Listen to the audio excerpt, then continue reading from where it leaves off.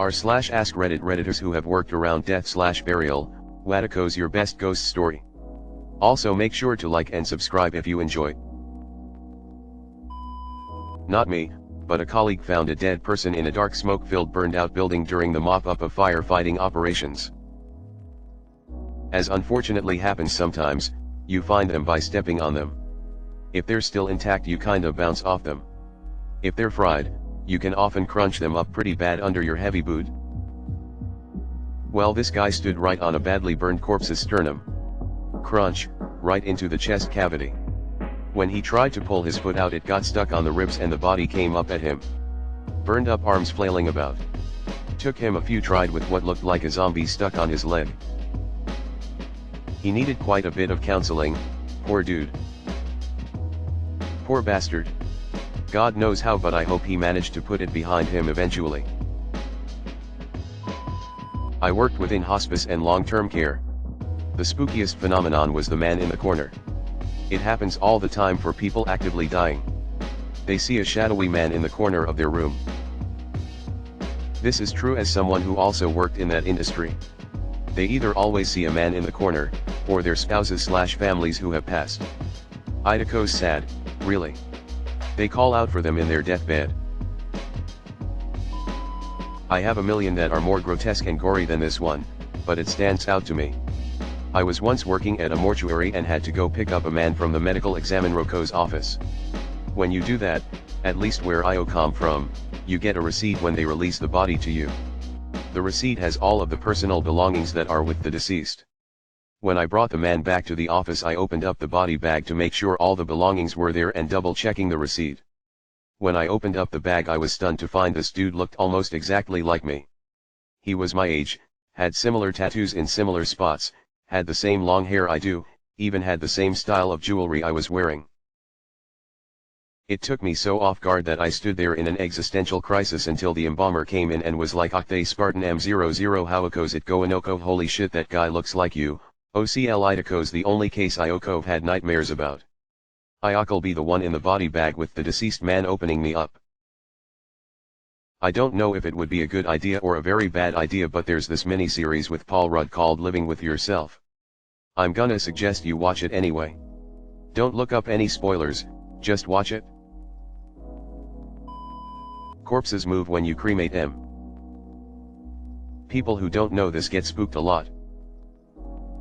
When my father worked at a mortuary, there was one incident where the muscles contracted so that the head turned and looked at him through the little window. The only time he ever felt spooked working there. Honestly, the only creepy thing that happened when I worked in the morgue is that one of the staff killed himself in there, and I just cannot imagine wanting to die in this cold, gray place surrounded by corpses. Even creepier if he pre-tagged his toe and put himself away in the freezer. I used to work in a nursing home. The residents in certain rooms would complain about a man in their room at night, but hallucinations are common in the elderly, so it wasn't really noticed. One night I was moping the dining room, which had huge windows overlooking the garden. It was around 1 a.m. so pitch black outside and low lighting inside. I had this horrible feeling of being watched, so looked up, and reflected in the window was a man behind me. He had a brown suit in, a bowler hat, and the cruelest look on his face. He grinned and his mouth was too big. This happened in seconds, and when I turned around there was obviously noon there, but I'll never forget that look of evil on his face. I paid more attention to the residents after that, and they'd all seen the same man. He just enjoyed terrorizing people. Okay, end of the line for me here at Nighty Night. Not a ghost story, but when I was in the army, I served on a few honor guard duties for transporting soldiers' remains. One time we were taking Korean War-era remains that had been uncovered in Korea and transported to the USA for identification. For most of the remains, the transfer cases, industrial aluminum caskets, were very light, like you'd expect with 40-year-old remains. A couple of the cases were heavy, like a couple 100 pounds. I've never stopped wondering what was in those cases. It wasn't 40-year-old bones. Well, shit. Maybe they had to be transported in situ, so if they were found in concrete or something, that feels like an awful lot of work to go to though. I kinda wanna know now WTF was in those caskets. Might be a little tangential, but bear with me. For many years, I was in the US Navy based in Japan. After the tsunami hit Fukushima, we spent a few months off the coast resupplying helicopters that were ferrying supplies and searching for bodies of people who were washed out to sea. When we did find a body, we were instructed to put them in a body bag and store those bags in an area called the Starboard Castleway, sheltered area outside of the pressurized interior, until a Japanese Coast Guard helicopter could come by to retrieve them. For a while after we were finished with that mission, some of my shipmates reportedly saw ghosts in that area of the ship. I didn't see any ghosts, but it was not uncommon for me to feel some unnatural chills there. There occurs a Netflix episode on tsunami spirits, unsolved mysteries. There occurs an idea in there that the stories of ghosts are how we collectively find a way to grieve such a large disaster, whether Yukari family, a member of the community, or just the person picking up the mess. My roomie/best bud is a mortician, and I'm around the funeral home a fair amount myself and know the staff pretty well. I've spent the night there before. Nothing weird happens there. I have had some experiences I can't explain, so I was a little surprised none of the staff ever had an odd experience, especially since some of them do believe in ghosts and whatnot. But they told me, if ghosts were real, why in the world would they linger at a funeral home? It's just a transition space, like an airport. No one wants to just stay in the damn airport. Haunt the place you died, or the people you love, or the home you never want to leave, or however it works, if it works. Who would want to linger in a funeral home they have no attachment to, that their body only visited after they already were gone? The running joke at the funeral homes I worked at, on the IT side, was people would haunt the florists because of how much they charge for shit that will die not too long after a funeral. I never had any paranormal experiences, but it was still a creepy place to work. Mainly because I had to see the staff's browser history. Not me, but my mom's ex's story. My grandpa was the mortician for a small town in the late 60s. The morgue was attached to the house that my mom lived in. That's just how it was, and it didn't bother her. One day her boyfriend, Tom, came over to the house and no one was home. They had been dating for a while and he was comfortable going inside and waiting for my mom to come home. On the way into the house, Tom noticed that the door and windows into the morgue were open, so he checked it out, found it empty, closed everything and went into the house. A few minutes later he heard a loud slamming noise come from the morgue, so he ran to see what was wrong and found that the doors and windows had been thrown fully open again. He got out of there real quick. When he told my grandpa about what happened, my grandpa just calmly explained that they had picked up Mrs. that morning and the spirits were there welcoming her and visiting with her. Next time Tom should just leave the doors and windows open. What a beautiful view from you, Grandpa, smiley face. I used to be a nurse assistant on a cancer floor that also served as the hospice floor. The number of times a patient would pass and be removed from a room, only to have that room's call light continue to go off without anyone inside, was just nuts.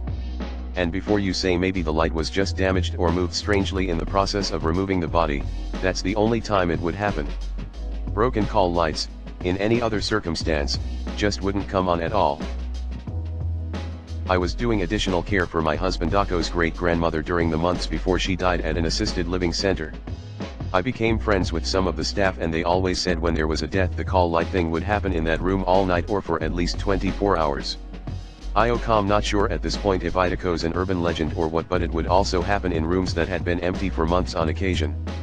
They never did seem to have call light issues in rooms that were occupied. Not a worker in that field. But when my dad was in the hospital, I turned off the ringer on my phone and fell asleep. About 1 a.m., I heard the doorbell ring. I got up. No one was at the door. I walked around the house and saw absolutely nothing. I checked my phone and turned on the ringer. Almost immediately the hospital called to tell me my dad had died and would it be okay to harvest some of his organs for transplant. My grandpa passed away in October. The night he died, my uncle, his son, woke startled to a rattling noise. He said Oxyo can come in Datako, as a bit of a joke referring to the noise possibly being my grandpa asking to haunt them. As soon as he said it, the dog downstairs started barking like crazy at the front door. I worked in ward nursing for 10 years. The spookiest thing that happened was a doctor hiding under the bed when I cleaned my first body and scaring the shit out of me. That definitely helped me get over the fear factor of working with the dead. Bodies groan and leak when you roll them to clean them, but that's normal. You just talk to them nicely as if they were alive, e.g. we're just going to put you in your nicest pajamas for your son to come and say goodbye. I'll give your face a clean. I'll paint your nails fresh as I know you like them this way. On most wards there was a haunted room that staff members would avoid. They all said it was haunted because the buzzer would mysteriously off by itself. Funnily enough, it would always stop buzzing randomly after maintenance came to fix it. Thank you for doing what you do with such love and care. Mom told me stories when I was growing up. Her first job out of nursing school was an RN in the ER of an old hospital in Virginia in the mid-1980s. There was the man in the hat and patient one. Most of the nurses had stories about them. The man in the hat would show up and stand outside of rooms after visiting hours. The patients often died soon after. Patient one was a woman in a very old hospital gown. She'd walk in the halls before entering random rooms. Those patients usually coded. They took the man to be an omen of death and the woman to be a heads up to grab the crash card. Actually very helpful ghosties. When my cousin was 18 he was in a bad wreck and him, his girlfriend and her sister were all pronounced dead at the scene. The police arrived to inform my aunt, his mom, and she asked that he be sent to a specific funeral home. While they were preparing to embalm him he raised up and asked, "Where the hell am I?" The funeral director said it was the first time he ever had to go home and change pants. I should add that the top of his head was open and his brain was exposed. He was sent to the hospital. The same police officer came to my aunt's to tell her he was not dead but in the hospital. They thought he'd be in a vegetative state. But a few weeks later he walked out of the hospital. My aunt said it was the worst and best day of her life. CLUSC. Back when I worked in cardiology, we had this one single room at the ass end or the floor. We'd put palliative patients or patients that needed isolation in there. I swear 3 different patients in the years I worked there told me they had woken in the middle of the night and seen an old man and a little girl holding hands, both standing at the foot of the bed, doing nothing. Edit, wording. Oh dude, I cleaned isolation wards during COVID the late shift. Like, I cleaned after they died, because in the evening they aren't going to be sent home. The amount of weird stuff, lamps flickering, buckets falling. I just called the hospital ghost Henry and asked them to not bother us because we were trying to get the room ready to save another life. I think Henry was the combination of all the death folks, or maybe their guardian angel. Or mine. Most of the times the shit quit after I addressed Henry. Obligatory haven't worked around death/burial, but, as a part of my culture, we frequently visit the graveyard to pay respects to our deceased. My brother passed away when he was 8 months old from leukemia. He was born with it and eventually he was buried next to my grandmother who passed away over a decade later. My uncle would frequently visit her grave, but he also left little toy cars on my brother's grave, and once there was a new burial a few plots down and the family was holding theater overnight vigils for theater family member. When he stopped by our family plot, he was approached by a member of the other family. Apparently late at night they would see glimpses of a young boy playing around our family plot but no one could approach him. My uncle looked over at my brother's grave and noticed that the toy cars were missing. Ah, he was enjoying the gifts. Not a ghost story but a story around a morgue. When I was in first year of medical school, one anatomy lab tech killed a colleague, then embalmed the body. While on the escape from the police, he set fire to a bunch of churches for unclear reasons over the span of about a week. They found his car but he vanished. They found his body a year later in a well-known Toronto park.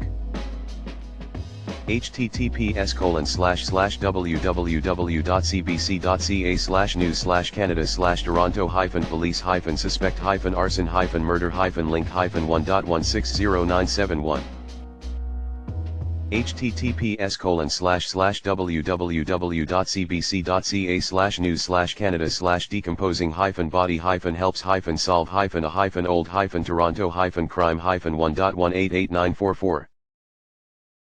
I'm a hobby writer, but reality is always freakier than anything I can come up with on my own. Is the motive known? Did he have a mental episode or something? I used to be a security guard at a hospital. One night, while doing my rounds, I went into the surgery wing and was walking down a hallway when I saw a doctor looking at the whiteboard where all the scheduled surgeries are written down. I said "Octhello doctorical" and kept going. The doctor did not say anything back, just kept studying the whiteboard. When I got back to the security office, I was telling one of the guys that who's been there for years about how I greeted this doctor and he did not say anything back. I asked if that's the asshole they told me to watch out for. I was asked where I saw him and I said the surgery ward, and he gave me a smirk. He then explained that the surgery ward closes at 9 p.m. and that all patients are moved into the monitoring wards, there should be no one there. He then asked me if this doctor was studying the schedule board. I said yes, and he then told me that I just met Dr. Luzity. Apparently, some many years ago, one of the surgeons went up to the helipad and jumped off the building. Seems like he never stopped working though. I actually worked at this moving company. We had to clear out this old decommissioned hospital. The new hospital was being built right next to it. Our job was to move stuff like tables, desks, waiting room chairs etc. to the new hospital. At one point we were looking for more rooms to clear and stuff to pick up, when we came across the mortuary of the hospital. It's not like we saw ghosts or anything, but there's just something very off-putting about seeing an examination table as a regular Joe, in a quiet, abandoned hospital. There's just an eerie vibe that crawls over you and you realize that so many dead bodies have been in that very room. While I was in nursing school, I worked as a night shift tech on a general hospital floor. Our sister floor became the COVID floor during the pandemic. One night we got a call from upstairs that a patient had passed away and they were out of body bags, so a nurse and I went upstairs to bring them one. On our way back to our floor, the elevator doors closed like normal, but the elevator didn't go anywhere. All of a sudden the doors opened back up and then closed again, and we were moving. We looked at each other and the nurse said out loud, "It's okay, we'll show you the way out."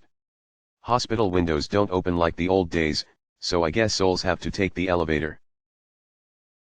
When we took my birth mother off life support, Uncle Boy helped me fight open the windows so she could out-Google properly. The change in air pressure and the breeze lifted and fluttered all of the drop ceiling tiles in the room. It was one of the saddest and loveliest surreal experiences of my life. I was an RN and was working in a very well-off town in MS. The hospital had 2 ICUs, with the second one being an overflow type unit on the 3rd floor. There were 7 rooms in that unit and room 2 was haunted. Numerous times different nurses watched something walk into the room, but the room would be empty without a patient in it. One time a nurse had an actual patient in room 2. It was about 4 a.m. and the nurse was going to do a dressing change. She took the stuff into the room and the patient asked what she was going to do. She said, "Change your dressings." The patient said, "Oh no, that other nurse was just in here about 30 minutes ago and did it." The nurse looked and yes, the dressing was fresh. She went out to the desk and told the one other nurse, "Thanks for doing that." The nurse was baffled and said, "I didn't change the dressing." They both freaked out a bit. Rumor has it that an RN that had worked for the hospital a long time died in that room. The hospital is now a dorm for a big college, so fun times may be had by a bunch of college students. Hospital admin would love to hire more ghost nurses. No need to pay them, I imagine.